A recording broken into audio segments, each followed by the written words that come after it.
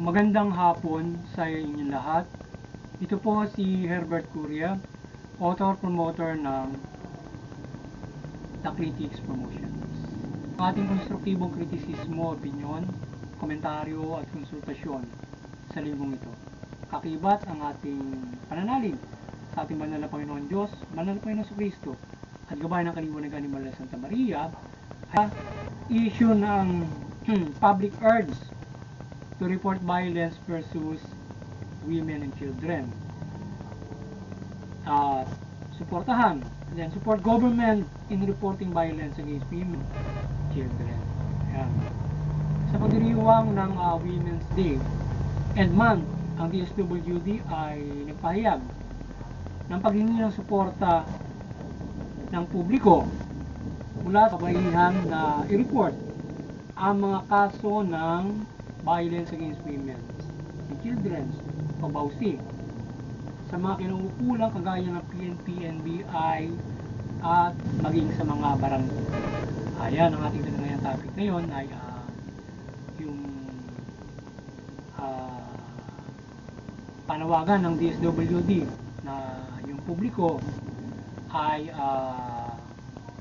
i-report ang anumang uri ng mga violence o pang-abuso sa mga kababaihan sa ating kinauukulan. So yan yung nais ng ating DSWD na maging concern yung or if there is any violence and abuses sa mga kababaihan, i-report natin. Ang mga kababaihan ay hindi nag-iisa kundi kagapay nila ang pamahalaan at bayan sa pamumuhay. Panahon na nakararanas ng pang-abuso at nais na ito ay maaksyonan at ma-resolve. Yan.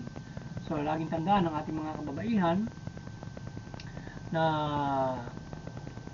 hindi sila nag-iisa kundi kagapay nila yung pamahalaan at ang lipunan sa kanilang pamumuhay. Sa kanilang pamumuhay at lalong-lalo na kung sila makararanas ng ganitong rahasan o pang-abuso ay yan ay ma-actionan ng ating pamahalaan at ang lipunan ay tumulong na ma-report yung mga ganyang klase ng mga karahasan o violence against women o abuses.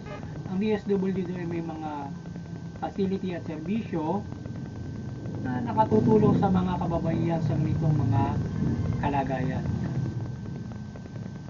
Yung ating DSWD mayroong mga facilities, services kung may mga kababaihan na naabuso, so meron silang psychological na tulong, etc., financial at mga facilities na maaaring kumalinga sa mga naabuso na yan at mga kabataan, yung anak nila. Ang Critics Promotions at yung ating People's Anti-Crime Promotion o yung sa anti-criminality ay magiging sumusuporta sa mabuting pamamahala, justisya at karapatang pantao. Occasion ito na panawagan ng DSWD sa publiko na report ang mga violence against women and children ay ating maigting na sinusuporta ng proteksyon ng ating pamahalaan laban sa mga kababaihan at mga bata. Yan ang ating opinion, boses, konsultasyon ay tayo ay sumusuporta sa ating pamahalaan sa kanila sa mga kababaihan at pagkikaya nito sa mga yan.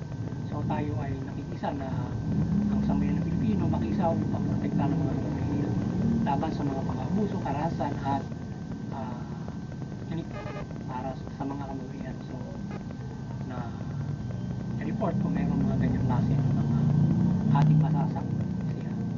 At ngayon man huwag maging abuso yung lipunan kung mayroon namang hindi naman makatotohanan yung pag-report ng mga ganitong klase ng mga pang-abuso. So maging accountable and transparent din ay hindi lamang yung pamahalaan kundi pati yung mga tao na gusto makatulong. Ang karapatan ng mga kababaihan at mga bata ay ating protektahan sa pamamagitan ng pagkakaisa at effort na report sa kinauukulan ng mga ganitong kaso o mga karahasan ng mga domestic violence.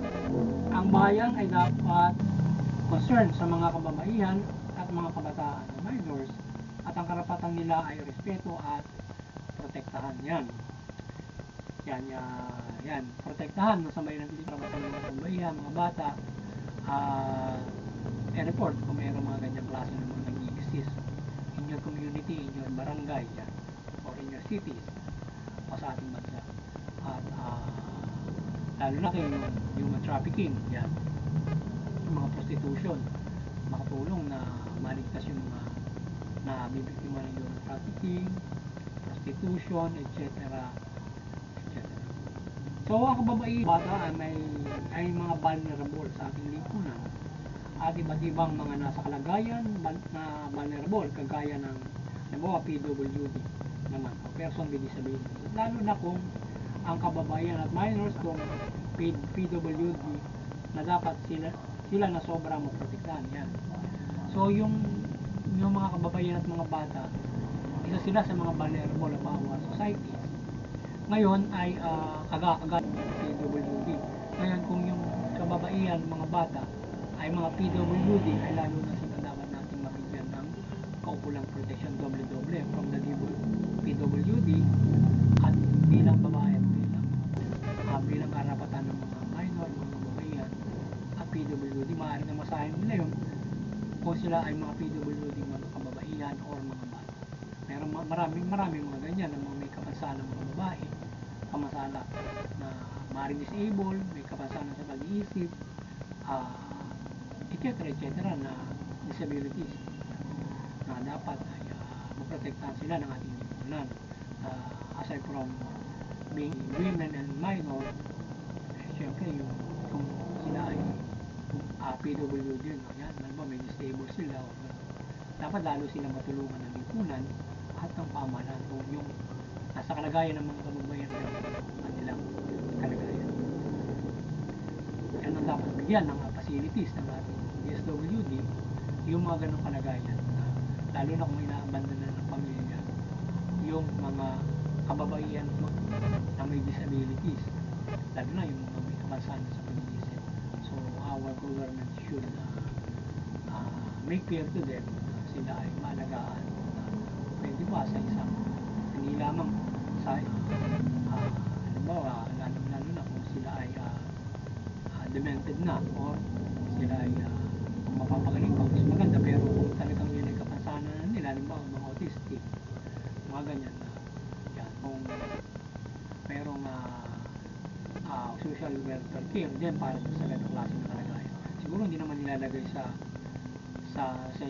isang hospital na for the mayroong psychological na pagkalinga sa ganun mga may problema. At inadaran, halimbawa yung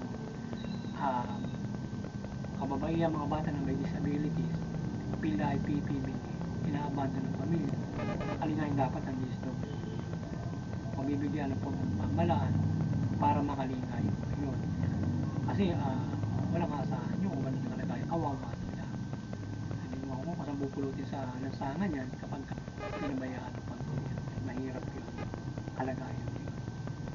Naway kabayan ni Mother Mary ang mga kababaihan at protektan sila mula sa mga minors na kalagayan, lalo na kung PWD sila. Sana patuloy na magawain. Dalangin natin at yung mga pamahalaan at mga lalo na yung may mga kaya, matulungan yung mga. So muli, ang kaliwanagan ng Banal na Santa Maria at ay gumabay sa ating bansa, pamahalaan, hindi po ng Pilipino, yung pamahalaan, mamahalan ng mabuting tugulin yung karapatang pantao. Yung mamamayan, sumunod sa pamahalaan, iwasan yung paglaban sa pamahalaan. Suportahan yung mabuting pamamahala, patas na hustisya at magawa sa gayon.